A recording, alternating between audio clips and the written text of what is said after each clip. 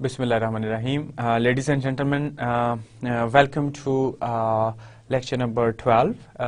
This is in continuation with the previous lecture that was about requirements management and communication. This is the second part of the knowledge area we have started in previous lecture. So to date, let's recap what we have discussed in this seminar, and that is about business analysis. We should understand the definition of business analysis. Who is business analyst? We should also know of business analysis body of knowledge, BAPOC, and IBA is the organization which is running the affairs of which is actually promoting business analysis as a knowledge area. And then when we are talking about business analysis, and we had acquired that there are 7 knowledge areas, and we have talked on 2 knowledge areas in good detail, and those are business analysis, planning and monitoring. And the second knowledge area we had talked is elicitation, and now this is the third knowledge area we are talking, requirements management and communication. This is the second part, and that also we do know that every knowledge area is further categorized by or further explained by tasks, and we have 6 tasks for our first knowledge area, and then we have 4 tasks for the second elicitation knowledge area, and now we are having 5 tasks for this very knowledge area, that is requirement management and communication. So this is a brief. Let's have a summary of the previous lecture. In previous lecture we had talked about requirements management and communication. Requirements management और communication task से हमारी क्या मुराद है? हमें basically जो सारे के सारे स्टेक होल्डर्स हैं, जो कि डाइवर्स हैं, जो कि ब्रॉड हैं, उन तक जो है वो हमने रिक्वायरमेंट्स और जो हमारा सोल्यूशन स्कोप है उसको कम्युनिकेट करना है. तो उसके लिए हमें बेसिकली ये चीज़ हमें करनी है, और हमें ये चीज़ देखनी है कि जो सारे के सारे स्टेक होल्डर्स हैं वो एक जैसी अंडरस्टैंडिंग रखते हैं रिक्वायरमेंट्स के बारे में और सोल्यूशन स्कोप के बारे में, और उनके अंदर कॉन्फ्लिक्ट्स नहीं है. अगर कॉन्फ्लिक्ट्स हैं तो हम उनको रिजॉल्व करने की कोशिश करते हैं. कॉन्फ्लिक्ट्स होना बड़ा नेचुरल है, ये हमने डिस्कस किया था. इश्यूज आ सकते हैं, लेकिन हम कैसे उनको रिजॉल्व कर सकते हैं, कैसे हम उनको मिटिगेट कर सकते हैं, कैसे हम उनको अवॉइड कर सकते हैं, ये हमने लास्ट लेक्चर में डिस्कस किया था. उसके बाद फिर हमने रिक्वायरमेंट्स मैनेजमेंट और कम्युनिकेशन इनपुट आउटपुट डायग्राम देखी थी कि कैसे जो टास्क्स के आउटपुट्स हैं वो हमारे इन टास्क्स के साथ इंटरेक्ट करते हैं, और फिर कैसे हमारे आउटपुट्स जो हैं वो जनरेट होते हैं इस टास्क के through.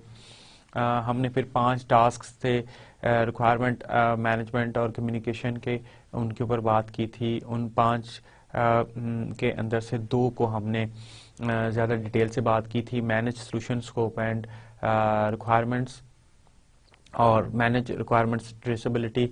Manage solution scope and requirements के अंदर हमारा ये चीज़ होती है कि हम एक कंसेंसस डेवलप करने की कोशिश करते हैं स्टेक होल्डर्स के दरमियान एक रिक्वायरमेंट्स और सोल्यूशन स्कोप के ऊपर, और फिर उसको मेंटेन करने की हम कोशिश करते हैं, और फिर इसका जो हमारा आउटपुट होता है वो एक अप्रूव्ड रिक्वायरमेंट्स की शक्ल में हमारे पास आ जाता है. जबकि मैनेज रिक्वायरमेंट ट्रेसेबिलिटी जो है वो रिलेशनशिप्स जो हैं कि एक रिक्वायरमेंट्स जो हैं वो एक रिक्वायरमेंट है वो किसके ऊपर डिपेंडेंट है, उसके ऊपर कौन सी रिक्वायरमेंट्स डिपेंडेंट हैं, और इसके अलावा उनके क्या रिलेशनशिप हो सकते हैं. वो किसी वो अर्जेंसी के हवाले से भी हो सकता है, वो सबसेट भी हो सकता है, वो वैल्यू के हवाले से भी हो सकता है. हमने डिफरेंट तरह की हमने उसमें ऑप्शंस पढ़ी थी, और ये हमने फिर इम्पैक्ट एनालिसिस का जिक्र किया था. हमने कॉन्फ़िगरेशन मैनेजमेंट सिस्टम की बात की थी कि अगर एक रिक्वायरमेंट अगर और चेंज बड़ी इनहेरेंट है, चेंज होती है, लेकिन अगर चेंज हो और वो अप्रूव करने से पहले हम उसका जानना चाह रहे हैं कि क्या असर आएगा. So that change can only be evaluated if we do know that if our requirement is dependent on which requirement or which further solution component or objective. तो अगर हमें ये चीज़ पता हो तो हम फिर बड़े अच्छे तरीके से वो चीज़ निकाल सकते हैं. सो solution scope and requirement was all about developing consensus and maintaining that, and requirements traceability is about relationship जिसके ऊपर हमने बात की थी. इसके अलावा हमने इनके जो चीज़ें डिस्कस की थी वो थी हमने इनके पर्पसेस देखे थे, इनके ऑब्जेक्टिव्स देखे थे, और इनके ऑब्जेक्टिव्स के बाद फिर हमने जो इनके डिस्क्रिप्शन थी उसके ऊपर बात की थी, फिर हमने इनके इनपुट्स की बात की थी, फिर हमने डायग्राम्स के ऊपर बात की थी, और फिर हमने जो एलिमेंट्स हैं उनके ऊपर बात की थी, कौन कौन से स्टेक होल्डर्स जो हैं वो इस सारी एक्टिविटी में होते हैं उनके ऊपर बात की थी, और फिर हमने इस चीज़ के ऊपर बात की थी कि कैसे आउटपुट्स निकलते हैं. जिस तरह के हमारा जो पहला टास्क है manage solution scope and requirements, उसका था हमारी अप्रूव्ड रिक्वायरमेंट्स विच वर अप्रूव्ड, और मैनेज रिक्वायरमेंट्स ट्रेसेबिलिटी का जो रिक्वायरमेंट्स ट्रेस्ड. तो ये हमने बेसिकली पिछले प्रीवियस लेक्चर में डिस्कशन की थी. अब हम आज का लेक्चर स्टार्ट करते हैं. आज हम 3 टास्क जो हैं उनको कंप्लीट करने की कोशिश करेंगे. So first we will start with the knowledge area. कौन सा नॉलेज एरिया में हैं हम? हमारे 7 नॉलेज एरियाज हैं. Business analysis, planning and monitoring, elicitation is the second knowledge area, requirements management and communication जिसके अंदर हम बात कर रहे हैं इसको हम फोकस किया हुआ है. इसके बाद हमारा रह जाएगा enterprise analysis, requirements analysis, solution assessment and validation and underlying competencies. ये हम सारे के सारे नॉलेज एरियाज को हम डिस्कस करेंगे, लेकिन अभी हम बात कर रहे हैं रिक्वायरमेंट मैनेजमेंट कम्युनिकेशन का. सो जैसे कि हम इसकी डेफिनेशन हम की बात की थी कि वो सारी एक्टिविटीज़ हमें चाहिए हैं, वो सारी कंसिडरेशंस चाहिए हैं जो कि मैनेजिंग और expressing of requirements to a broad and diverse audience, ये हमारा बेसिकली ये इसका एक तरह से पर्पस है, ये इसका मकसद है कि और ये हम अचीव करना चाहते हैं. ये हम इसलिए करते हैं कि जो हमारे स्टेक होल्डर्स हैं सारे के सारे वो एक शेयर्ड अंडरस्टैंडिंग हो उनकी नेचर ऑफ सोल्यूशन और जो हमारी जो रिक्वायरमेंट्स हैं उनके ऊपर. और ये चीज़ हम इंश्योर करते हैं कि वो स्टेक होल्डर्स जो कि जिनके पास अप्रूविंग अथॉरिटी है उनका एग्रीमेंट भी है, और जो वो जो रिक्वायरमेंट्स हैं उनके साथ वो जो सोल्यूशन है वो इस चीज़ पे एग्री हैं कि जो सोल्यूशन है और रिक्वायरमेंट है उनकी आपस में कंसिस्टेंसी है, जो सोल्यूशन हमने प्रपोज किया है वो मीट कर रहा है उन रिक्वायरमेंट्स को. 5 हमने टास्क की बात की थी. सबसे पहला जो टास्क था वो था manage solution scope and requirements, manage requirements traceability. अब हम जिसके ऊपर बात, ये 2 हमने डिस्कस कर लिए. अब हम जिसके ऊपर बात करेंगे वो है maintain requirements for reuse and prepare requirements packages and communicate requirements. तो ये 3 हमारे टास्क हैं जिनको अब हमने डिस्कस करना है. First we start with maintain requirements for reuse. So to manage knowledge of requirements following their implementation. So this is about maintain requirements for reuse. ये ऐसे है कि हमने बेसिकली कुछ रिक्वायरमेंट्स इकट्ठी की थी जो कि फिर यूज़ हो गई. अब यूज़ होने का क्या मतलब है कि या तो वो हमने सोल्यूशन के थ्रू वो अचीव कर ली, या हमने उनको डिस्कार्ड कर दिया, या हमने उनके साथ उनको फर्दर एनालिसिस कर लिया, या हमने उनको कोई एनालिसिस नहीं किया, हमने उसको नहीं समझी. जो भी किया है हमने उसने इवेंचुअली हमारा नॉलेज उन रिक्वायरमेंट्स के मतलब हमारा है. अब हमने वो जो नॉलेज है उसको मैनेज करना है. उन रिक्वायरमेंट्स के बारे में जो नॉलेज है वो इम्प्लीमेंटेशन के बाद का नॉलेज है. इम्प्लीमेंटेशन तो हो गई, लेकिन अब हमने उनके बारे में जानना है ताकि अगर हमें कभी रीयूज करना पड़े तो हम वो कर सकें. सो ये बेसिक ब्रॉड उसका कंसेप्ट है. Identifying requirements that are candidate for long term usage by the organization. अब हमें बेसिकली इसमें जो काम करना है वो ये है कि जब हम रिक्वायरमेंट्स आइडेंटिफाई कर रहे हैं तो उसके साथ हमें ये भी देखना है कि ये सिर्फ पर्टिकुलर इनिशिएटिव की रिक्वायरमेंट है या ये ऑर्गेनाइजेशनल रिक्वायरमेंट भी बन सकती है। अब अगर तो ये पर्टिकुलर किसी इनिशिएटिव की या प्रोजेक्ट की रिक्वायरमेंट है, वेरी फाइन, लेकिन उसके बारे में भी हम इंफॉर्मेशन आर्काइव करेंगे, मैनेज करेंगे ताकि कल को हम उसको इस्तेमाल कर सकें। लेकिन अगर एक रिक्वायरमेंट है जो कि लॉन्ग रन है, जो कि आपके डिफरेंट प्रोजेक्ट्स पे आती रहनी है, राइट, तो वो रिक्वायरमेंट जो है उसको हमने आइडेंटिफाई करना है कि कौन सी शॉर्ट टर्म है, कौन सी लॉन्ग रन हमारी रिक्वायरमेंट्स हैं। So these may include requirements that an organization must meet on an ongoing basis as well as requirements that are implemented as part of a solution. तो अब एक तो organisation की वो रिक्वायरमेंट्स है, जिस तरह अभी हम एक एग्जांपल लेते हैं कि हम एक प्रोजेक्ट करना चाह रहे हैं और उसके ऊपर से एक हमें लॉजिस्टिक सपोर्ट के लिए एक व्हीकल जो है वो हमें परचेज करनी है। अब ये एक ऐसी रिक्वायरमेंट है जो कि ना सिर्फ इस प्रोजेक्ट की रिक्वायरमेंट को फुलफिल करेगी बट के ऑर्गेनाइजेशन के जो फ्यूचर के प्रोजेक्ट्स है उसके ऊपर भी वो फुलफिलमेंट हो जाएगी। तो हमें ऐसी रिक्वायरमेंट को जो है वो सिर्फ उसी इनिशिएटिव के पर्सपेक्टिव से नहीं देखना, हमें उनको आइडेंटिफाई करना है कि ये लॉन्ग रन रिक्वायरमेंट है। उसके बाद हमें वो रिक्वायरमेंट्स भी ऐसी जो कि पार्ट ऑफ सोल्यूशन है उनको भी देखना है, जो कि ऑनगोइंग शेप में आ सकती हैं। To reuse requirements, they must be clearly named and defined and easily available to other analysts. ये बड़ी इंपॉर्टेंट चीज़ है कि जब हम बात कर रहे हैं ऑर्गेनाइजेशनल की पर्सपेक्टिव की, जब हम बात कर रहे हैं लॉन्ग रन की, जब हम बात कर रहे हैं beyond the scope of one initiative, तो ऑब्वियसली अगर आप एक बिजनेस एनालिस्ट हैं और आपने एक रिक्वायरमेंट जो है वो आइडेंटिफाई की है, तो क्या वो सिर्फ आप तक ही रहनी चाहिए या बाकी बिजनेस एनालिस्ट जो हैं आपके ऑर्गेनाइजेशन के अंदर उनको भी उस तक एक्सेस होनी चाहिए।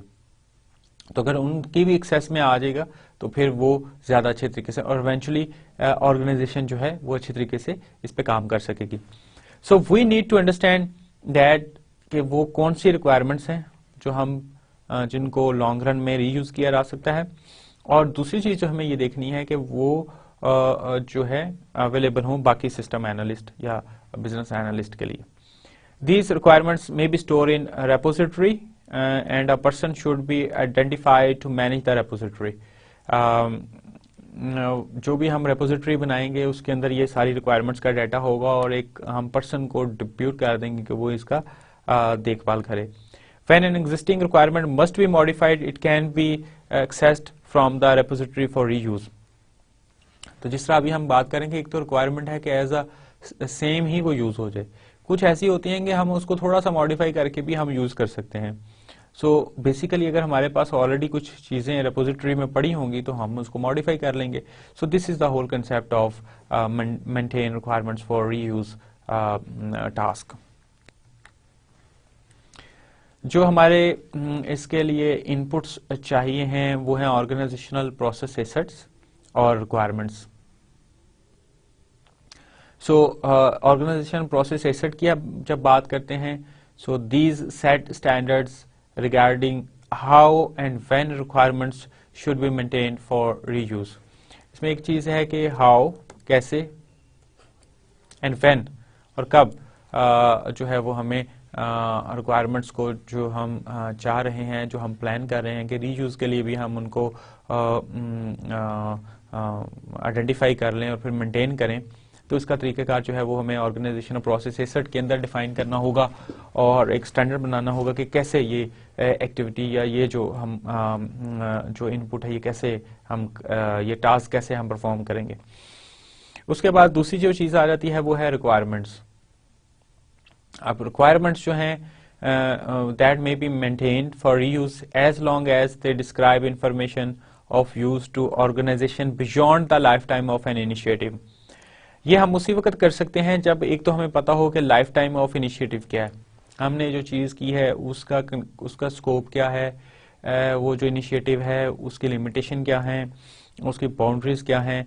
और जब हमें ये बात पता चल जाती है तो अब हमारी एक रिक्वायरमेंट है, अब हमने आइडेंटिफाई ये करना है कि क्या जो हमने अपनी रिक्वायरमेंट्स जो आइडेंटिफाई की हैं, क्या वो जो लाइफ टाइम ऑफ इनिशिएटिव है उसके बियॉन्ड भी हमारे पास रहेगी, एप्लीकेबल होगी या नहीं होगी। तो हमें बेसिकली ये चीज जो है इसको इंश्योर करना। ये वही टिपिकल एक flow chart, but over there we are having organizational process assets. कब और कैसे हम रीयूज के लिए करेंगे काम, और उसके बाद रिक्वायरमेंट्स, और फिर हम इसके ऊपर जो प्रोसेस यूज जो हम टास्किंग करेंगे वो है मेंटेन रिक्वायरमेंट्स फॉर रीयूज, और इसके ऊपर हम टेक्निक्स अप्लाई करेंगे, और फिर हम रिक्वायरमेंट्स मेंटेन्ड एंड रीयूजेबल, ये हमारा एक आउटपुट आ जाएगा जो कि फिर फर्दर हमारे फर्दर प्रोसेसेस के अंदर जो है वो यूज हो सकता है। जो आउटपुट्स इसको यूज करेंगी, जो फर्दर टास्क जो हैं यूज कर सकते हैं वो है एंटरप्राइज आर्किटेक्चर और फ्यूचर इनिशिएटिव्स। ये इसके अंदर जो है वो यूज ये आउटपुट जो है वो हो सकता है। अब हम बात करेंगे एलिमेंट्स की। इस टास्क के जो एलिमेंट्स हैं, एक तो है ऑनगोइंग रिक्वायरमेंट्स और एक है सेटिस्फाइड रिक्वायरमेंट्स। ऑनगोइंग रिक्वायरमेंट्स के ऊपर हमने बात की। These are those requirements that an organization unit is required to be able to meet on a continuous basis. ये एक ऐसी रिक्वायरमेंट है जो कि आपने कंटिन्यूसली करनी है। It is more like operational initiative जो कि आपको बार बार करना होता है। तो उसकी एक ऐसी रिक्वायरमेंट आप आइडेंटिफाई कर लेते हैं कि जो आपकी काफी लंबे अरसे तक चलती है, जो सिर्फ इसी इनिशिएटिव पे नहीं होगा, वो दूसरा जो इनिशिएटिव शुरू करेंगे उसमें भी होगा, जो तीसरा इनिशिएटिव शुरू करेंगे उसमें भी होगा। तो ऑन गोइंग रिक्वायरमेंट्स आपको बड़ा अच्छा एक अंदाजा हो जाएगा कि ये हमारी ऑन गोइंग रिक्वायरमेंट्स हैं। This may include contractual obligations, quality standards, service level agreements, business rules, business process और requirements describing the work products the group produces. So इसकी मिसाल इस तरह समझें कि जब हम एक सॉफ्टवेयर जो है वो डेवलप कर रहे हैं, और उस सॉफ्टवेयर का जो मकसद है कि वो हमारी जो कस्टमर्स हैं उनकी नंबर को वो प्रेडिक्ट करता है, साल के डिफरेंट जो हमारे है टाइम है या डेज हैं या मंथ्स हैं उसके अंदर वो प्रेडिक्ट करता है। फिर किस तरह के जो कस्टमर्स हैं वो ग्रोसरी की किस टाइप के लिए आते हैं वो इस चीज़ को प्रेडिक्ट करता है, और वो जो है कब जो है हमें बताता है कि डिमांड कितनी होगी, और उस डिमांड के मुताबिक हम जो है वो सप्लाई जो है वो प्लान करते हैं। बेसिकली जो उसके ऊपर जो पीछे उसके जो सॉफ्टवेयर के पीछे डेटाबेस है वो जो चल रहा है वो प्रीवियस जो डेटाबेस है ऑर्गेनाइजेशन के पास उसके ऊपर साथ लिंक्ड है, और उस हिसाब से वो चीज़ों को सिमुलेट करता है। तो बेसिकली ये एक सिमुलेशन मॉडल है।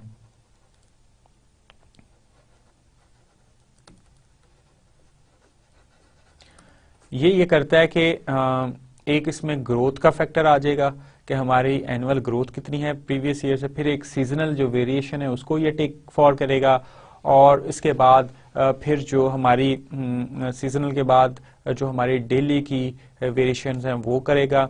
अकॉर्डिंगली हम जो है अपनी जो है सप्लाईज जो हैं वो अकॉर्डिंगली प्लान करेंगे, जो कि हमारी डिमांड जो कि इस मॉडल ने बताई या इस सॉफ्टवेयर ने बताई। ये हमने एक सॉफ्टवेयर डेवलप करके और एक बड़े हमने ग्रोसर को ये जो है वो बना के दे दिया। अब जो कॉन्ट्रैक्ट था वो ये था कि एक तो ये आपने बनाना है सॉफ्टवेयर पूरा, इसका डाटाबेस है, इंटरफेसेस है, सारा कुछ है, उसकी रिक्वायरमेंट्स आपने ले ली। इसके अलावा ये है कि आपने 1 ईयर की मेंटेनेंस भी इंश्योर करनी है।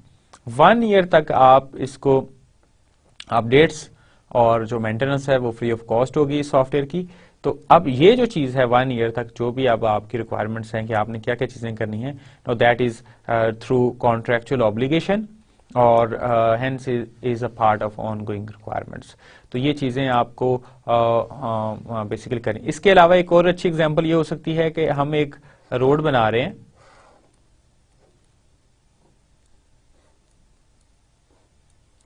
सो जो एक 10 किलोमीटर की रोड है, और जब हम वो कंस्ट्रक्शन कर रहे होते हैं तो कंस्ट्रक्शन कर ली, और जब उसके बाद ट्रैफिक खुल गई और वो चलना शुरू हो गई, तो उसके बाद क्लाइंट ने हमें कहा कि आपने 1 साल तक इसको मेंटेन भी करना है, ताकि इसमें कोई अगर फॉल्ट आ गया तो वो आपने रेक्टिफाई अपनी कॉस्ट से करना है। तो अब ये जो रिक्वायरमेंट्स हैं, ये बेसिकली फिर जो उसकी मेंटेनेंस की रिक्वायरमेंट्स आएंगी वो आपकी ऑनगोइंग रिक्वायरमेंट्स का पार्ट होंगी, और वो फिर आप उससे फ्यूचर प्रोजेक्ट्स पे भी यूज कर सकते हैं जो आप लर्निंग करेंगे, और या जो आपको उस इनिशिएटिव के साथ खत्म नहीं हो जाएगा, हो सकता है कि आप मेंटेनेंस का फर्दर 5 इयर्स का कॉन्ट्रैक्ट भी ले लें। सो अगर आपने वो रिक्वायरमेंट्स ऑलरेडी इकट्ठी की हुई हैं, आपको अच्छी अंडरस्टैंडिंग है, तो फिर आप उसके साथ you can play with it. दूसरी जो चीज बड़ी इंपॉर्टेंट है, जो कि जब हम बात कर रहे हैं कि मेंटेन रिक्वायरमेंट्स फॉर रीयूज, तो कुछ ऐसी रिक्वायरमेंट्स होती हैं जो सेटिस्फाइड रिक्वायरमेंट्स होती हैं। सेटिस्फाइड रिक्वायरमेंट्स रिजल्ट होती हैं आपकी सेटिस्फाइड टीम्स की, सेटिस्फाइड स्टेक होल्डर्स की, कस्टमर की, स्पॉन्सर की, टॉप मैनेजमेंट की। तो ये आपकी वो रिक्वायरमेंट्स हैं जिनको आप जिनमें you are good in that. So आप इंश्योर कर सकते हैं कि अगर जब आप इनको अगर आप रिकॉर्ड कर लेते हैं तो फिर इवेंचुअली आप एक अच्छे तरीके से जो है वो आप काम कर सकते हैं फ्यूचर में। So even though a requirement has been satisfied, it is still a requirement as long as the business stakeholders need it. So maintaining these requirements help with product. So दो तरह की requirements हमने बात की, जो कि elements हैं, एक ongoing requirements और एक satisfied requirements. इसके अंदर जो टेक्निक हम यूज करते हैं वो कोई टेक्निक यूज नहीं करते हैं। No technique, none technique is been use for this task.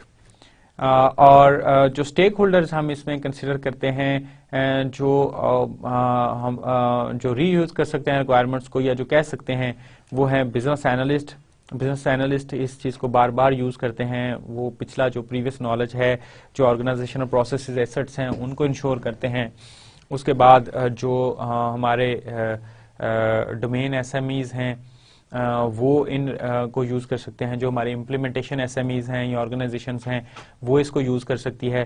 So system analyst किसी और पर्पस के लिए यूज करता है, डोमेन एसएमईज किसी और के लिए, लेकिन इम्प्लीमेंटेशन एसएमईज भी बहुत अच्छे तरीके से उसको इस्तेमाल कर सकते हैं। So we need to identify all the stakeholders जो कि कर सकते हैं, और the list is given over there. अब हमने इनपुट्स को एप्रीहेंड कर लिया, अब हमने एलिमेंट्स को एप्रीहेंड कर लिया, और हमने देख लिया कि इसके ऊपर, इस टास्क के ऊपर कोई टेक्निक यूज नहीं हो रही, हमने स्टेक होल्डर्स देख लिए। तो फिर जो चीज रह जाती है वो है आउटपुट। जिस तरह कि अगर आपको याद हो कि जो हमारे पहले दो टास्क थे, जो हमने बात की थी कि मैनेज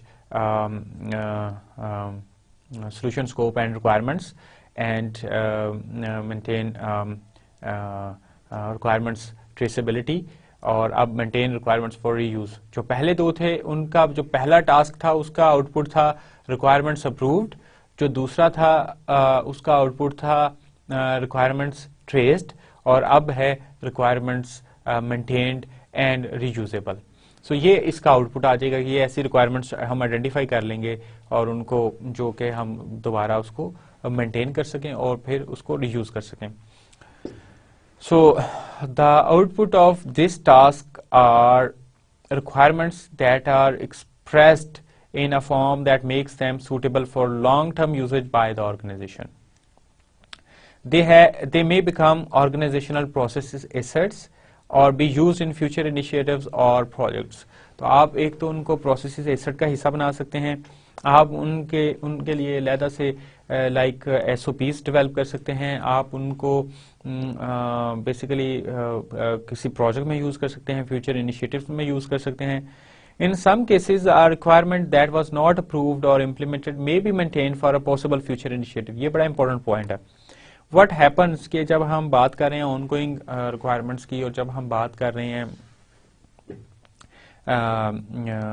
हमारी वो requirements जो कि satisfied है, satisfied requirements की, तो उसके बाद कुछ ऐसी requirements होती हैं जो कि approve नहीं हुई implementation के लिए। अब आप ये सवाल कर सकते हैं कि उनको मेंटेन करने की क्या जरूरत है।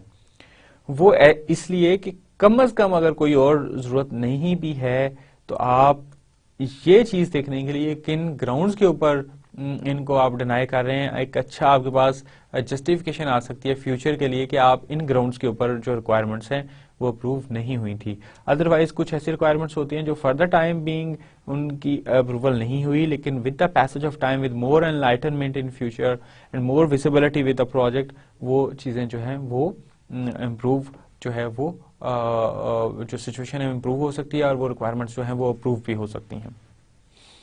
So this is all about this task. So now we have covered manage solution scope and requirements, manage requirements traceability, and maintain requirements for reuse. Now we will talk on fourth task, that is prepare requirements packages. So what is the definition? To select and structure a set of requirements in an appropriate fashion to ensure that the requirements are effectively communicated to, understood by, and usable by a stakeholder group or groups. So we need to select and structure a set of requirements in such fashion, in such manner, to ensure that the requirements are effectively communicated to, understood by, and usable by a stakeholder group or groups. तो अब हम क्या करते हैं कि जो requirements हैं उनको हमने ऐसी शक्ल में पैकेज करना है, हमने उनको ऐसा स्ट्रक्चर करना है कि वो effectively communicate हो सकें। लाइक अगर एक रिक्वायरमेंट्स हैं वो फाइनेंस से रिलेटेड है, वो सारी की सारी हम फाइनेंस वाली रिक्वायरमेंट्स इकट्ठा करके फाइनेंस वाले लोगों को भेज देंगे। लेकिन अगर हम 100 के 100 रिक्वायरमेंट्स फाइनेंस वालों को भेज दें तो उनको चूज करनी पड़ेगी, जो कि ज़्यादा कम्बरसम जॉब होगी। लेकिन अगर हम उनसे रिलेटेड जो 4 रिक्वायरमेंट्स है वो उनको सेंड कर देते हैं, वो ज़्यादा अच्छे तरीके से उसको एप्रीहेंड कर सकते हैं। 10 रिक्वायरमेंट्स हैं जो सिर्फ कस्टमर से रिलेट करती हैं, हम उसको भेज देते हैं कि जी ये रिक्वायरमेंट्स हैं, आप इनके ऊपर क्या कंसेंसस है आपका, क्या आप इसके ऊपर आते हैं, क्या आप हमारी अंडरस्टैंडिंग के साथ हैं या नहीं। तो वो 10 के ऊपर वो अपनी राय दे देंगे, बजाय कि हम उनको 1500 रिक्वायरमेंट्स भेज दें और उसको उनमें से खुद चूज करनी पड़े, जो कि ज़्यादा ट्रिकी जॉब होगा और वो उसको शायद ना कर सकें। तो इस सारे प्रोसेस को जिसके अंदर हम इफेक्टिवली ग्रुप करते हैं, स्ट्रक्चर करते हैं और इसलिए करते हैं ताकि इफेक्टिवली हमारी जो है कम्युनिकेशन हो सके और वो अंडरस्टैंडिंग हो सके जो स्टेक होल्डर्स हैं, और फिर वो यूज भी हो सके जो हमारे स्टेक होल्डर ग्रुप्स हैं उनके पास। Description requirements should be presented in formats that are understandable by the stakeholders. This task describes the work required to decide which formats are appropriate for a particular project and its stakeholders. अब हमें जो यहाँ चीज़ important है वो ये है कि हमें फॉर्मेट्स जो हैं वो देखने हैं कि कौन से फॉर्मेट्स हैं स्टेक होल्डर्स के लिए। एक रिक्वायरमेंट्स जो हैं वो प्रेजेंट की गई हैं मॉडल की शक्ल में। अगर हम एक घर की बात करते हैं तो घर का एक मॉडल बना के उसका प्रिंट लेकर के वो प्रेजेंट की गई हैं। दूसरा यह है कि जो इंजीनियरिंग ड्राइंग है वो प्रेजेंट की गई है किसी स्टेक होल्डर को। अब जो स्टेक होल्डर है वो बिल्कुल इंजीनियरिंग का उसको कुछ नहीं पता, वो एक दूसरे फील्ड का है, वो बिजनेस में है। सो अब वो कहता नहीं जी मुझे तो इस फॉर्मेट में नहीं चाहिए, मुझे तो आप 3D मॉडल करके बताएं कि मैं ताकि एक्चुअली विजुअलाइज कर सकूं। तो उसके लिए फिर हमें वो फॉर्मेट बनाना पड़ेगा। इसी तरह हमें हर स्टेक होल्डर की नीड्स को, जो कि हमने ऑलरेडी बात की हुई है कि वो हर स्टेक होल्डर की जो नीड और उसको हमने कैप्चर किया हुआ है उसके मुताबिक हम जो है वो फॉर्मेट्स उसके बना के उसको दे देंगे। ये जो टास्क है ये फर्दर डिस्क्राइब करता है कि वो कौन सा फॉर्मेट होगा हर स्टेक होल्डर के लिए, जिसके जो अप्रोप्रिएट होगा उस पर्टिकुलर प्रोजेक्ट और उस पर्टिकुलर स्टेक होल्डर के लिए। So these must be very clear, concise, accurate and at the appropriate level of detail. अब ये भी नहीं है कि आप इतनी ज़्यादा डिटेलिंग देते हैं कि वो मीनिंगलेस हो जाए। बहुत ज़्यादा डिटेल्स देने का भी मकसद ये होता है कि लोग उसकी डिटेल्स में नहीं जाते। एडिक्वेट डिटेल होनी चाहिए, अप्रोप्रिएट होनी चाहिए। आप कस्टमर को दे रहे हैं तो डिटेलिंग लेवल डिफरेंट होगा, आप स्पॉन्सर को दे रहे हैं तो डिटेलिंग लेवल डिफरेंट होगा, आप टॉप मैनेजमेंट को दे रहे हैं किसी फॉर्मेट में रिक्वायरमेंट्स प्रेजेंट कर रहे हैं तो डिटेलिंग लेवल डिफरेंट होगा। आप टीम के साथ कर रहे हैं तो वो बहुत ज़्यादा डिटेल्ड हालत में होगा। So depending upon the stakeholder आपने ये चीज़ें देखनी है। Requirements packages may be prepared for a number of reasons, including but not limited to early assessment of quality and planning. एक तो ये चीज़ है कि आपने क्वालिटी उसकी असेस करनी है और उसकी प्लानिंग करनी है। तो अगर आपने बेसिकली पैकेजिंग की हुई है तो उसकी वजह से आपको एक अच्छा क्वालिटी और प्लानिंग के लिए अच्छा टूल और बेस बन जाती है आपकी। एवेल्युएशन ऑफ पॉसिबल अल्टरनेटिव्स, आप जो किस और तरीके से ये पैकेजिंग की जा सकती है। फॉर्मल रिव्यूज एंड अप्रूवल्स, जब आपने उसको पैकेजिंग कर ली तो अब आपको पता है कि कौन सी चीज़ रिव्यूज़ के लिए जानी है, कौन सी चीज़ आपने अप्रूवल्स के लिए करनी है। जो अप्रूवल्स के लिए होगी वो अप्रूवल के पास जाएगी, जो रिव्यूज़ के लिए होगी वो रिव्यू वाले के पास जाएगी। इनपुट टू सोल्यूशन डिज़ाइन, जब आप सोल्यूशन को डिज़ाइन करने जा रहे हैं तो आपको पता होगा कि क्या चीज़ जो है वो इनपुट होगी इसके लिए। Conformance to contractual and regulatory obligations, एक और बड़ी रीज़न है जिसकी वजह से हम पैकेजिंग करते हैं कि वो कॉन्ट्रेक्चुअल और जो हमारे रेगुलेटरी ऑब्लिगेशंस हैं उनको फुलफिल करने के लिए भी हम पैकेजेस करते हैं। एंड मेंटेनेंस फॉर रीयूज़, हम जब बहुत सारी रिक्वायरमेंट्स हैं अगर हम उसमें से एक ग्रुप को सेपरेट करते हैं जो कि जिसकी में और कोई चीज़ कॉमन नहीं है, जस्ट ये चीज़ कॉमन है कि वो रीयूजेबल के लिए होगी, तो एक वो जो हम उसको एक अलग से ग्रुप कर सकते हैं, maintenance for reuse. The primary goal of developing a requirements package is to convey information clearly and in an understandable fashion. To help decide how to present requirements, ask the following types of questions. आपने एक असल मकसद क्या है आपका असल मकसद ये है कि आप इंफॉर्मेशन को क्लियरली और ऐसी हालत में करें जो कि अंडरस्टैंडेबल हो। आप कैसे वो चीज़ अचीव कर सकते हैं, वो आप फिर कुछ क्वेश्चंस हैं जो यहाँ दिए हुए हैं आप उनको इस्तेमाल कर सकते हैं। वन ऑफ द क्वेश्चन में be how detailed do the requirements need to be. ये सवाल आप अपने आप से पूछें, अपनी टीम से पूछें कि अभी हमने ये जो पैकेजिंग करनी है कितनी डिटेल्ड करनी है, रिक्वायरमेंट्स के हिसाब से क्या ये पैकेजिंग काफ़ी जो इन्फॉर्मेशन है या डिटेलिंग है ये काफ़ी है।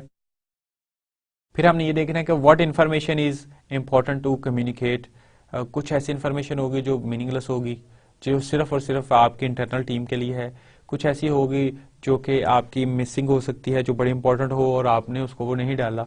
तो आपने ये देखना है कि कौन सी इन्फॉर्मेशन ऐसी है जो इम्पोर्टेंट है, आपने सिर्फ वही कम्युनिकेट करनी है। What is appropriate level of detail to include. फिर वही बात है कि अगर आप जब टॉप मैनेजमेंट को कर रहे हैं और इतनी बड़ी बुक आप बना के भेज रहे हैं तो वो तो कोई नहीं पढ़ेगा, बल्कि वो उसके ऊपर उनको अनॉयड होंगे कि ये हमें ये चीज़ भेजती है जिसका हमारे लिए कोई मकसद नहीं है।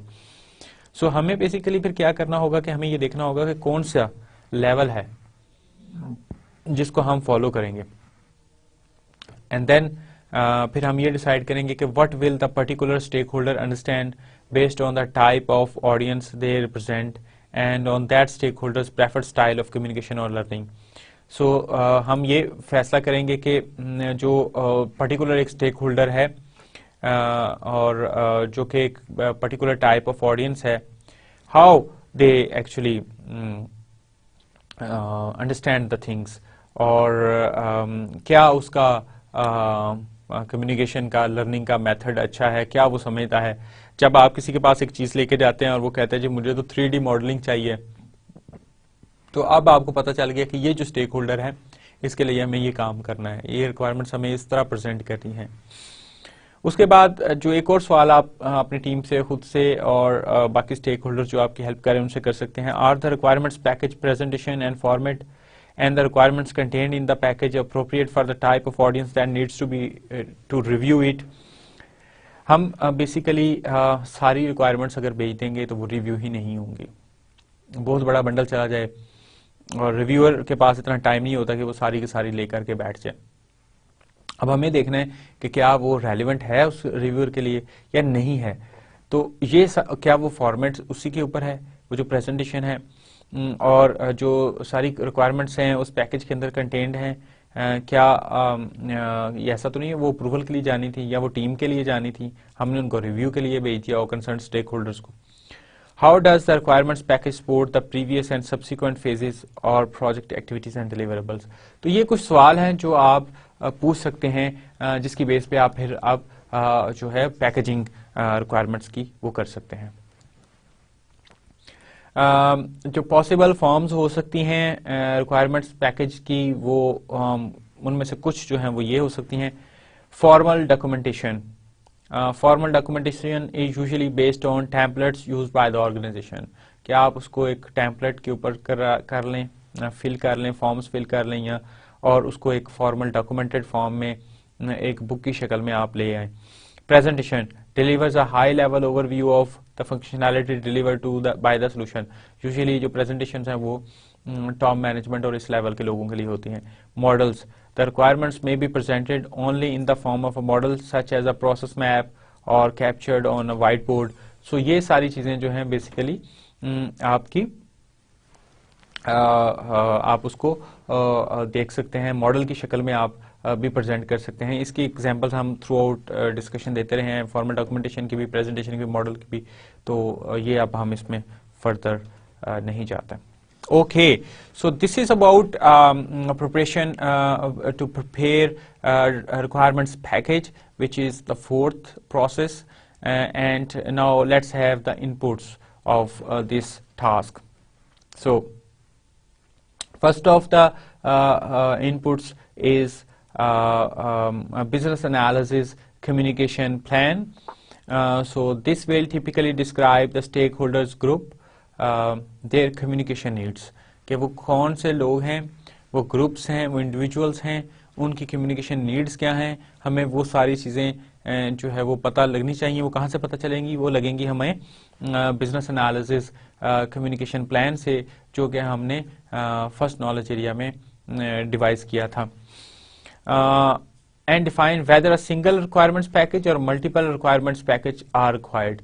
The business analysis communication plan will also define the level of formality that is appropriate for the requirements। जो आप requirements को पैकेज कर रहे हैं या करना चाह रहे हैं, वो requirements उस शेप में करना चाह रहे हैं, आप प्रेजेंटेशन बनाना चाह रहे हैं या डॉक्यूमेंटेशन करना चाह रहे हैं या मॉडल, डिपेंडिंग अपॉन कि आपकी जो ऑडियंस है वो कौन सी है। अगर टॉप मैनेजमेंट है, फिर आपकी प्रेजेंटेशन या जो आपका फॉर्मेट होगा, जो फॉर्मेलिटी लेवल होगा वो डिफरेंट होगा, और जो टीम है उसके लिए आपका लेवल ऑफ फॉर्मेलिटी डिफरेंट होगा। उसके बाद जो एक और इनपुट है, that is organizational process asset. कैसे हम पहले काम करते रहे, कैसे हम पैकेजिंग करते रहे हैं। So it may include templates that can be used to package requirements. Requirements itself, the business analyst must understand which requirements will be included in packages। requirements may be packaged at any point in their life cycle। जरूरी नहीं कि आपने शुरू में ही सारे packaging करनी है, वो बाद में भी हो सकती हैं, कभी भी हो सकती हैं। requirements structure, a package should contain a consistent, cohesive and coherent set of requirements। so ये कुछ inputs हैं जो हम इस टास्क के लिए जिनको हम कंसिडर कर सकते हैं। Okay, so let's summarize what we have discussed till now। that is business analysis communication plan।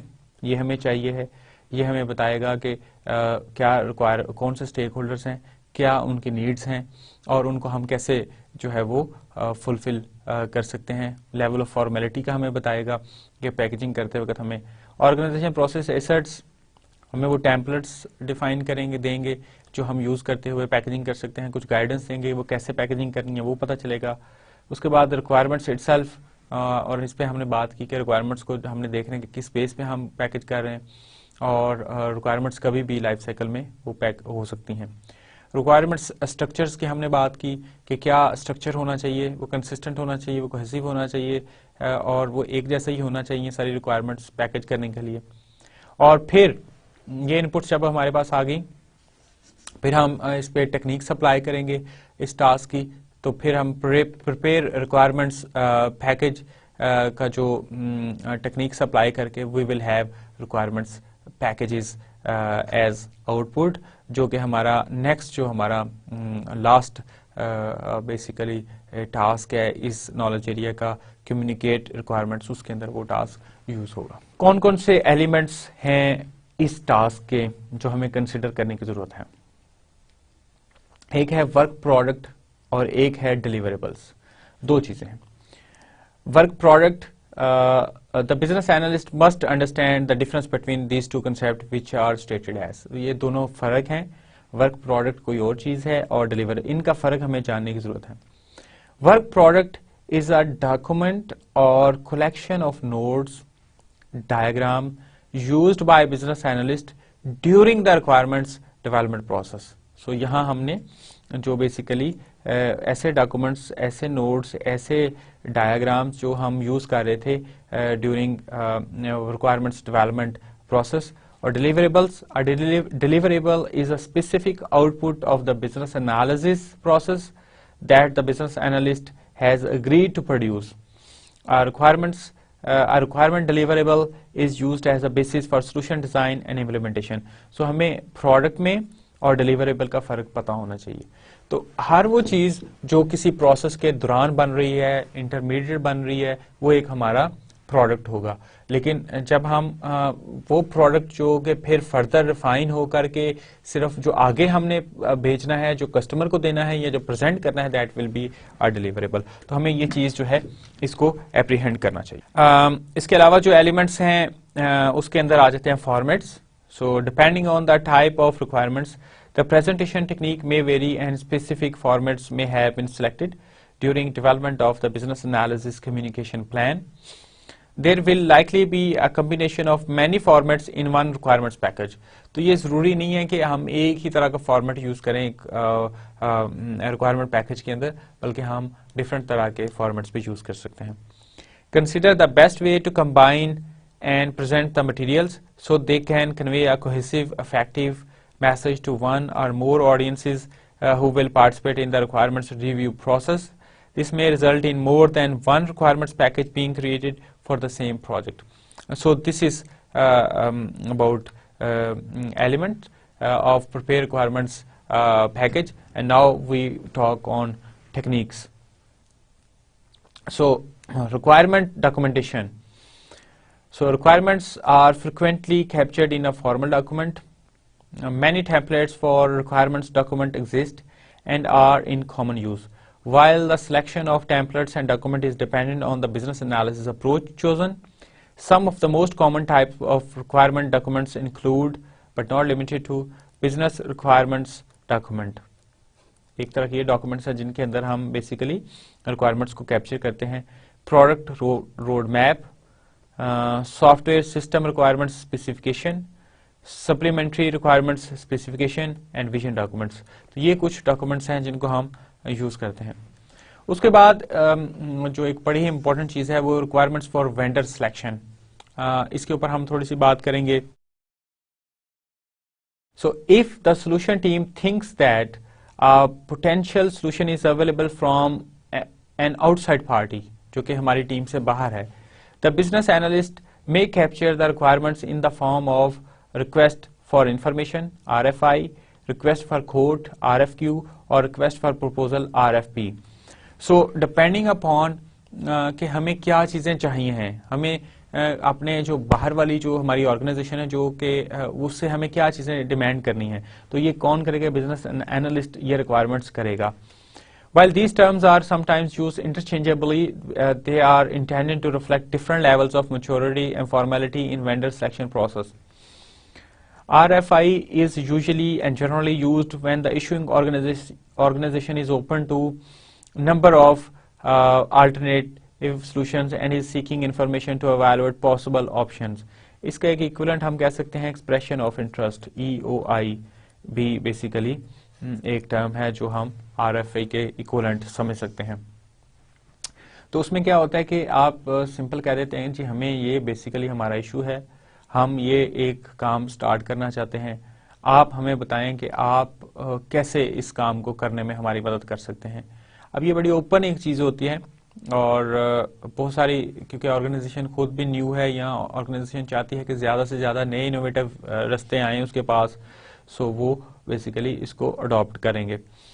An RFQ or RFP is used when the issuing organization understands the nature of the solution options available to it and is seeking vendors who can implement an option. अब हमें पता है कि हमें ये machine खरीदनी है, हमें ये सॉफ्टवेयर इम्प्लीमेंट करना है, अब हमें फर्दर ज़रूरत नहीं है, तो अब हम RFQ या RFP इशू करेंगे. RFQ generally follows a less formal review and selection process than RFP. RFP ज़रा थोड़ी सी डिटेल्ड होती है, RFQ जो कि रिक्वेस्ट फॉर कोटेशन जो है वो थोड़ा सा लेस फॉर्मल होता है. जब हम RFP की बात कर रहे हैं, रिक्वेस्ट फॉर प्रपोजल की, तो उसके अंदर जो चीज़ें इंक्लूड होती हैं जनरली उसके ऊपर हम बात करते हैं. Most RFPs include many sections or components. Examples are business and stakeholder requirements for particular problem or solution area, business strategy or business architecture description, technical environment constraints and limitations, legal, regulatory or government requirements, and other requirements which may be included. The supplier may be asked to submit specific information. कौन कौन सी information हम supplier से usually मांगते हैं? Solution cost और total cost of ownership, alignment with overall business strategy, solution architecture, performance, quality and support, solutions extensibility and ability to integrate with other applications, and suppliers sustainability and or apply suppliers profile and reputation, financial, technical. ये हम सारी चीजें supplier से जो है वो demand करते हैं. इस टास्क के अंदर जो हमारे स्टेक होल्डर्स हैं वो हैं डोमेन SMEs और एंड यूजर्स, और उसके बाद implementation SMEs, project managers, regulators, testers, sponsors, जो हमें इनके फीडबैक के साथ हम, क्योंकि इनमें से कुछ ने रिव्यू करना है, कुछ ने अप्रूवल देनी है, तो हमें रिक्वायरमेंट्स जो पैकेज हैं वो इनकी हम हेल्प से क्रिएट करते हैं. और at the end of the day we are having output as requirement packages, and the result of this task is a requirement document, presentation or a package of requirements ready to be reviewed by stakeholders. A package may contain all the project requirements or may be broken into several sub packages. Okay, so we have completed this fourth task of our third knowledge area, that is running, and now we are going towards the fifth task. So by now we have completed, we are into third knowledge area, that is requirement management and communication, and we have completed the four tasks. So manage solution scope and requirements, we had talked on that. It actually creates some sort of consensus and shared understanding. Manage requirements traceability, we find the relationship. Maintain requirements for reuse, we identify the requirements which can be used in future, which may be ongoing and which may be not accepted, not approved and satisfied requirements. And then we had talked on prepare requirements package. Packaging हम इसलिए करते हैं कि हम stake holders को effectively communicate कर सकें उनके साथ. एंड नाउ जब हमने ये सारी चीज़ें तैयार कर ली, तो अब हमें उनको टाइम आ गया कि हम उनको कम्युनिकेट कर दें इन रिक्वायरमेंट्स को to the stakeholders. So communicating requirements is essential for bringing stakeholders to common understanding of the requirements. आपने requirements जो हैं वो उनको अच्छा एनालाइज कर लिया. अब आप चाह रहे हैं कि वो सारे के सारे कंसेंसस हो जाए. आपने उनका रिक्वायरमेंट्स का रिलेशनशिप भी आपके पास आ चुका है. आपने वो रिक्वायरमेंट्स भी आइडेंटिफाई कर ली जिनको आपने रीयूज कर सकते हैं फ्यूचर में, और फिर बेसिंग ऑन अब आपने उनके पैकेजेस कर लिए हैं. अब जो पैकेजेस किए हैं वो बेसिकली इसलिए किए हैं कि वो भेजे जाएं, उनका रिव्यू हो, जो कंसर्न स्टेक होल्डर्स हैं उनको अप्रूव करें, जो फर्दर उसके अंदर कुछ इश्यूज रह गए हैं वो रिजॉल्व हो जाएं, वो जो कॉन्फ्लिक्ट बन सकते हैं वो प्री हैंडली उनको देख लिया जाए. सो असल इशू जो था वो ये था कि कम्युनिकेट करना था, जिसके लिए हम फर्दर तैयारी कर रहे थे. So now communicating requirements is essential for bringing stakeholders to common understanding और requirement, जो कि हमारी ट्रू स्पिरिट है कि हमें बेसिकली क्या करना है कि हमें ब्रॉड और डाइवर्स किस्म के जो नेचर के जो स्टेक होल्डर्स हैं उन तक हमें अपनी रिक्वायरमेंट्स को कम्युनिकेट करना है, जो कि हमारा थर्ड नॉलेज एरिया है. This is all about requirement management and communication. So now time has come for that. And the description of this is communicating requirements include conversation. एक तो हम conversation कर सकते हैं. We can share notes, documents, presentations, discussions. Concise, appropriate, effective communication requires that the business analyst possesses a significant set of skills, both soft communication and technical for the requirements. So ये सारी हमें skills जो हैं business analyst के पास होनी चाहिए, ताकि वो जब डिस्कशन करे, नोट्स शेयर करे, प्रेजेंटेशन दे, तो वो अच्छे तरीके से उन रिक्वायरमेंट्स को कम्युनिकेट कर सके. इनपुट्स क्या हैं? Business analysis communication plan is one input and requirement packages वो इनपुट हैं और रिक्वायरमेंट्स ये इनपुट हैं. Business analysis communication plan, it defines what information is to be communicated, which stakeholders needs to receive it, when communication should occur and the form it should occur it. तो इसमें जो चीजें आई हैं वो है, एक है हमारा कि कौन सी इन्फॉर्मेशन आपने भेजनी है, दूसरी जो आई है कि कौन से स्टेक होल्डर को भेजनी है, तीसरी चीज जो आई है कि वो कब कम्युनिकेशन होनी चाहिए, और फिर उसके बाद कि किस फॉर्म में, प्रेजेंटेशन, डिस्कशन, मीटिंग या डॉक्यूमेंट की शक्ल में. जो और रिक्वायरमेंट्स हमें चाहिए हैं वो है, जो हमें और इनपुट चाहिए हैं वो है रिक्वायरमेंट्स. सो कोई भी रिक्वायरमेंट जो है वो कम्युनिकेट की जा सकती है. उसके बाद जो चीज़ आ गई हमारी वो है रिक्वायरमेंट्स पैकेजेस, जिसके ऊपर अभी हमने बात की कि वो पैकेजेस हम कैसे डिज़ाइन कर सकते हैं. So requirements may be communicated without being in a requirement package, but if a package has been assembled it must be distributed, reviewed and content must be communicated to stakeholders. So ये पूरा concept है हमारा inputs का. और अभी हम यहाँ diagram को थोड़ा सा ब्रीफली देखते हैं. So we are having a communication plan and we are having requirements, or we are having requirements packages. So business analysis communication plan is the output of the fourth task of our first knowledge area, that is business analysis planning and monitoring. And requirements we have, there are so many requirements. Those may be stated, approved or reusable, or जो भी अभी तक हमने पढ़ी हैं. And then requirements packages जो अभी इस टास्क से जो पहले का टास्क था उसका जो आउटपुट था वो भी हमारा इनपुट है. अब हमें करना क्या है कि हमें कम्युनिकेट करनी है ये requirements through applying some techniques. जब हम वो टेक्निक्स अप्लाई करेंगे तो हमारे पास जो रिक्वायरमेंट्स हैं वो कम्युनिकेटेड फॉर्म में हमारे पास आ जाएंगी, और जब ये कम्युनिकेटेड में आ जाएंगी तो उसके बाद ये फिर हमारा जो फर्स्ट टास्क था उसके अंदर ये इनपुट बन जाएगा, that is manage solution scope and requirements. So in this fashion this process will be kind of, this thing will be kind of iterative. सो अभी अगर हम बात करें तो रिक्वायरमेंट्स अप्रूव्ड थी, फिर हमने बात की थी रिक्वायरमेंट्स ट्रेस्ड, फिर हमने बात की थी रिक्वायरमेंट्स रीयूजेबल, एंड उसके बाद फिर हमने बात की थी रिक्वायरमेंट पैकेजेस, और अब हम बात कर रहे हैं रिक्वायरमेंट्स कम्युनिकेटेड. सो इस पूरे प्रोसेस के थ्रू सारे के सारे स्टेक होल्डर जो हैं वो एक कॉमन शेयरिंग के ऊपर आ सकते हैं. जो एलिमेंट्स हैं इसके वो अब हम उसके ऊपर बात करते हैं. एक तो है general communication. Requirements communication is performed iteratively and in conjunction with most of tasks in other knowledge areas.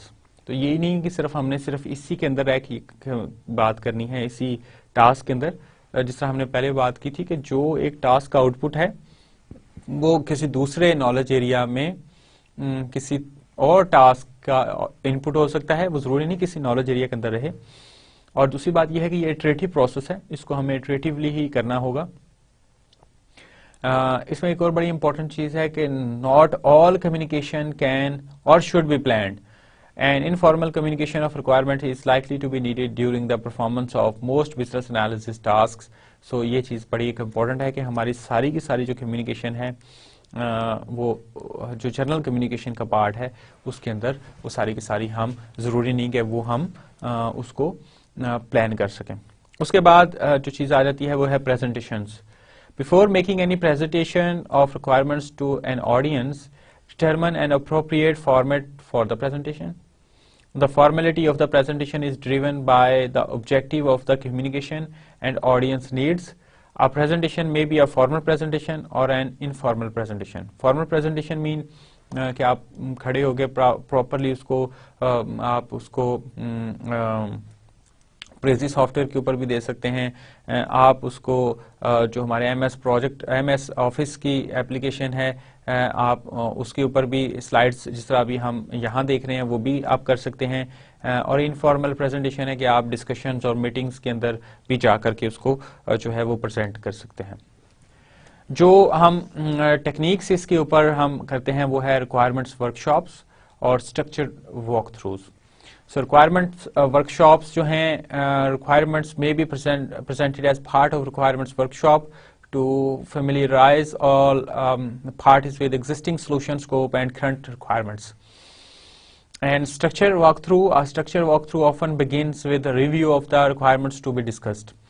So ये कुछ techniques हैं जो हम इसके ऊपर जो है वो हम apply करते हैं और उसके बाद हम किन के साथ हमें कम्युनिकेशन करने की जरूरत है। अभी यहाँ सिर्फ एक वर्ड लिखा है but I would like to talk on that. जब हमारी रिक्वायरमेंट्स आ चुकी हैं, कुछ ऐसी रिक्वायरमेंट्स थी जो कि पहले सिर्फ जिनकी जो उन्होंने स्टेटमेंट दी, हमने उसके ऊपर कुछ एफर्ट की और हमने उन जो भी उनकी स्टेटमेंट थी उसके ऊपर से उनके कंसर्न्स जो हैं वो एवेलुएट किए एलिसिटेशन के थ्रू। जब हमारे कंसर्न्स हमने वो निकाल लिए तो अब एक रिक्वायरमेंट्स वो हैं जो स्टेटेड हैं और एक वो हैं जो कंसर्न्स हैं। फिर हमने वही सारी रिक्वायरमेंट्स जो हैं वो स्टेक होल्डर्स को दोबारा भेजी और उनको उनका डाटा लिया और उनका डाटा लेके उसको एनालाइज किया और जब एनालाइज करके जो भी रिजल्ट्स है वो दोबारा भेजे स्टेक होल्डर्स के पास। अब उन्होंने उसको कंफर्म कर दिया। सो अब हमारे पास कंफर्म आ गई रिक्वायरमेंट्स और कंफर्म्ड कंसर्न्स आ गए। जो तो हमारे कंसर्न्स थे कंफर्म्ड उनको हमने टॉप मैनेजमेंट के पास भेज दिया और बिजनेस नीड के साथ एवेलुएट कर लिया कि क्या वो हमारे विद इन बिजनेस नीड आते हैं या नहीं आते हैं। जब वो उसके अंदर आ गए तो फिर हमने उसको जो भी रिक्वायरमेंट्स बेसलाइन है उसको चेंज कर लेंगे, अदरवाइज हम उसको we will keep an eye on them. उसके बाद जब हम रिक्वायरमेंट मैनेजमेंट और कम्युनिकेशन के अंदर आए तो हमने देखा कि हमारी रिक्वायरमेंट्स जो है वो अब अप्रूव होंगी तो ऑब्वियसली वो स्टेक होल्डर्स अप्रूव करेंगे। और उसके बाद फिर हमने देखा कि हम उनका ट्रेसेबिलिटी जो है वो करेंगे कि क्या उनका we will manage requirements traceability कि किसका किसके साथ क्या रिलेशनशिप है वो आइडेंटिफाई करेंगे। और उसके बाद हमने ये देखा कि उनके हम पैकेजेस बना लेंगे और जब हम पैकेजेस बना लेंगे और उसके बाद फिर हम जो है वो रिक्वायरमेंट्स को कम्युनिकेशन के अंदर ले आएंगे। इस सारे प्रोसेस जो मैंने बात की रिक्वायरमेंट्स के हवाले से तो ये सारे ही stakeholders throughout involve हैं इस सारी एक्टिविटी के अंदर, चाहे वो शुरू में रिक्वायरमेंट्स बताने की बात हो, स्टेट करने की बात हो या कंसर्न शो करने की बात हो या रिव्यूज की बात हो या अप्रूवल की बात हो। और अब हमें सबके साथ जो जो हमने डिफरेंट पीसेस एंड बिट्स लिए थे अब वो हमने सारी इन्फॉर्मेशन वापस उनको सेंड करनी है ताकि वो जो हमारी अंडरस्टैंडिंग है कि ये सबकी अंडरस्टैंडिंग होनी चाहिए क्या वो सारे के सारे उसी लेवल पे आ चुके हैं या नहीं।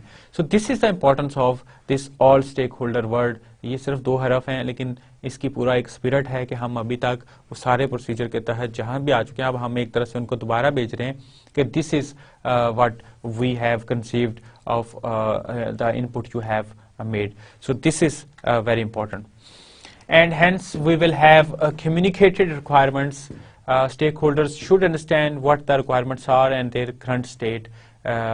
ये basically इस process का जो है वो output होगा। And with this we have concluded our 5th task. So now let's have the summary of this lecture. We had started this lecture by talking of requirements management and communication. और requirements management and communication is very important. हमें इसके अंदर सारे stake holders को जो है वो एक लेवल पे लेके आना होता है, एक शेयर्ड अंडरस्टैंडिंग होनी चाहिए है ताकि कोई कॉन्फ्लिक्ट ना हो, रिक्वायरमेंट्स बड़ी क्लियर हो जाएं। और उसके लिए हमें जो हमारे लिए चैलेंजिंग जॉब है वो ये है कि हमारे स्टेक होल्डर्स डाइवर्स हैं, वो डिफरेंट बैकग्राउंड्स के हैं और वो ब्रॉड हैं। अब हम वो कंपीटिंग डिमांड्स के साथ हैं। अब हमने उनको कैसे एक जगह पे रखना है, कैसे हमने उनको एक इशू के ऊपर इकट्ठा करना है, उसके लिए फिर हमने पूरा ये प्रोसेस और ये पूरा टास्क जो है वो किया, जिसके अंदर हमने जो पूरा नॉलेज है इसका 5 टास्क के अंदर हमने इसको देखा। इस पर्टिकुलर लेक्चर के अंदर हमने 5 जो हमारे टास्क में से 3 जो हैं वो डिस्कस किए। That was maintain requirements for reuse and prepare requirements packages and communicate requirements। जबकि इससे पहले हम 2 जो टास्क थे, manage solution scope and requirements and manage requirements traceability, वो 2 हम जो टास्क थे वो कर चुके थे। और अब हमने ये 3 जो टास्क हैं ये कंप्लीट किए हैं। रिक्वायरमेंट्स अगर हम पहले से बात शुरू करते हैं पहले टास्क से, तो उसके अंदर हमारी स्पिरिट ये होती है कि हम एक अंडरस्टैंडिंग, म्यूचुअल अंडरस्टैंडिंग जो है वो कंसेंसस जो है वो स्टेक होल्डर्स का वो डेवलप करें। जो दूसरा टास्क था हमारा traceability, manage traceability, requirement traceability का, उसके अंदर हम जो रिलेशनशिप है जो रिक्वायरमेंट्स का आपस में या जो बिगर पिक्चर के साथ, ऑब्जेक्टिव के साथ या सोल्यूशन कंपोनेंट के साथ है, वो हम आइडेंटिफाई करते हैं। और अगर हम आज की बात करें, जो आज हमने किया मेंटेन रिक्वायरमेंट्स फॉर रीयूज, हम ऐसी रिक्वायरमेंट्स आइडेंटिफाई करते हैं जो कि बार बार यूज़ होती हैं, जो फ्यूचर यूज़ के लिए हो सकती हैं, जो नियर फ्यूचर में यूज़ हो सकती हैं। अब हम उनकी एक जो है वो हमने रिपोजिटरी में उसको हम ने इंक्लूड कर लिया। उसके बाद रिक्वायरमेंट्स पैकेजेस करने ताकि एक इफेक्टिव कम्युनिकेशन हो सके, बजाय कि हम एक एक रिक्वायरमेंट्स भी भेजी जा सकती हैं, लेकिन इट इज़ गुड कि अगर हम उनको पैकेज कर लें और depending upon the stakeholders को देख लें।